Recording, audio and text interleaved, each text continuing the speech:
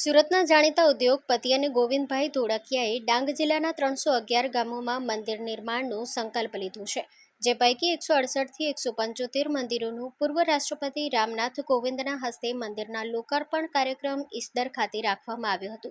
ડાંગ જિલ્લાના 311 ગામમાં શક્ય હોય ત્યાં હનુમાનજીના મંદિર બનાવવાનો સંકલ્પ બાદ આજે ડાંગના મોટા ભાગે ગામોમાં એક સરખા મંદિર બનાવી લોકોમાં એકતા વધે, ધર્મ પ્રત્યે જાગૃતતા આવે તેવી ભાવના સાથે મંદિર નિર્માણ ચાલી રહ્યું છે। આ મંદિરોમાં આજરોજ 168થી 173 મંદિરના લોકાર્પણ પૂર્વે રાષ્ટ્રપતિ રામનાથ કોવિંદના હસ્તે કરવામાં આવ્યું હતું। તેઓએ મંદિરના દાતાઓને સન્માનિત કર્યા હતા। મંદિરમાં હનુમાનજીની પૂજા આરતી પણ કરી હતી। આ પ્રસંગે સ્થાનિક ધારાસભ્ય વિજય પટેલ પણ ખાસ ઉપસ્થિત રહ્યા હતા।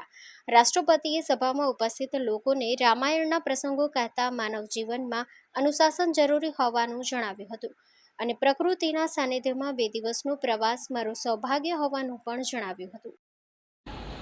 मैं पिछले 2 दिनों से डांग जिले की भूमि पर हूँ, जिसको प्राचीन भारत में दंडकारण्य के नाम से भी जाना जाता है।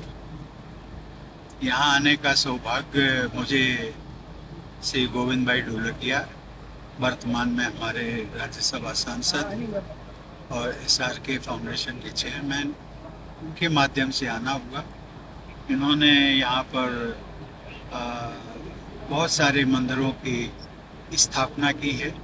हनुमान जी के मंदिर जो कि समाज के सभी वर्गों को, सभी विभिन्न विचारधारा के लोगों को जोड़ने का काम करता है, सनातन धर्म के पुनर्जागरण का काम करता है और सही मायने में भारत के अभ्युदय का ये पहली सीढ़ी है।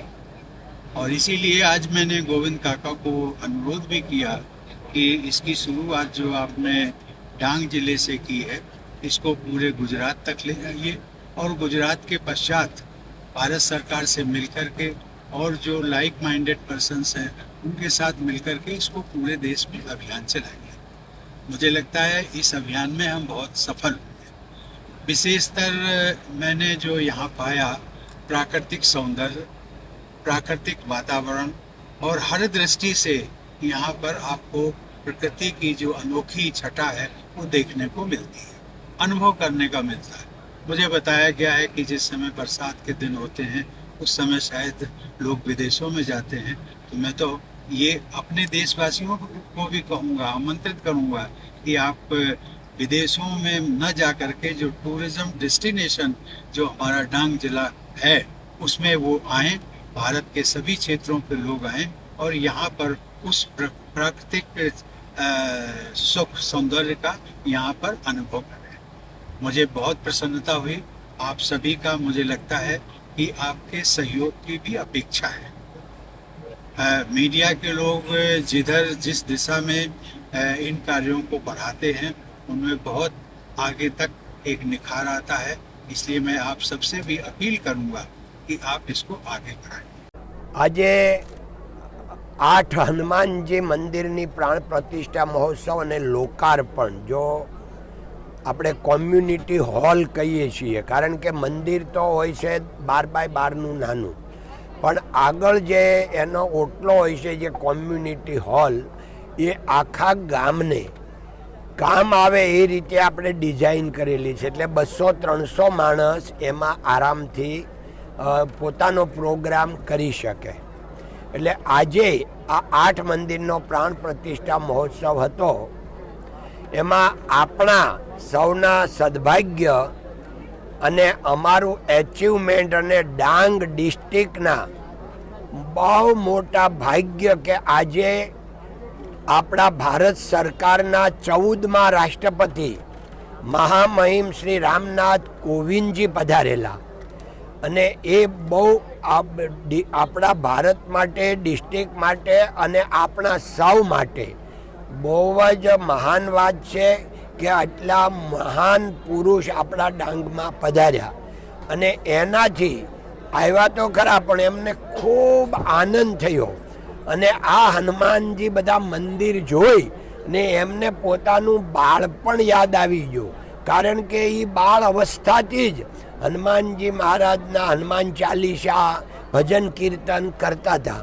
તો એના રાષ્ટ્રપતિ ઉપરથી મારો સંદેશો છે કે ડાંગવાસીઓ જે ગામમાં મંદિર બની ગયા છે કે નથી બન્યા, પણ દરેક અહીંયા ગામોગામ હનુમાનજી મહારાજ ઈષ્ટદેવ છે. તો હનુમાનજી મહારાજ પાસે જઈ અને સવાર સાંજ આરતી પૂજા કરે અને હર મંગળવાર અને હર શનિવારે ભજન કીર્તન હનુમાન ચાલીસા કરે. અને બાળકો ખાસ કે બાળપણથી જો હનુમાન ચાલીસા બોલશે તો એના જીન્સમાં, એના સ્વભાવમાં, એનો ધર્મ સાથે એનું ભાવિ જોડાઈ જશે. અને કેમ ધર્મ રાખવાનો? તો ધર્મ એટલે હિન્દુ ધર્મ, મુસ્લિમ ધર્મ, ક્રિશ્ચન ધર્મ, એ ધર્મ નહીં. ધર્મ એટલે તું માણસ થા, માનવતા ધર્મ. તો માનવતા ધર્મ જો એ પોતે ઉજાગર કરશે તો એના જીવનમાં ખૂબ જ આનંદ થશે. આપણા ગુજરાતી દુહો કહે છે, ધર્મ બઢે ધન બઢે, ધન બઢે તો મન બઢે, મન બઢે અને બઢત બઢત બઢ જાય. એટલે ભગવાનની કૃપા સૌ ડાંગવાસીઓ ઉપર જે ભગવાનની કૃપા વરસી રહી છે, વરસતી રહે. અને અમારી ઉપર પણ અમારા સદભાગ્ય કે ભગવાને અમને આવું કામ સોંપ્યું છે. ભગવાનને તો આ કામ કરવું જ હતું, પણ અમને બાનારૂપ અમને સોંપ્યું, એના અમારી જાત માટે અમને ગૌરવ છે. ધન્યવાદ. જય હિન્દ, જય ભારત, નમસ્તે.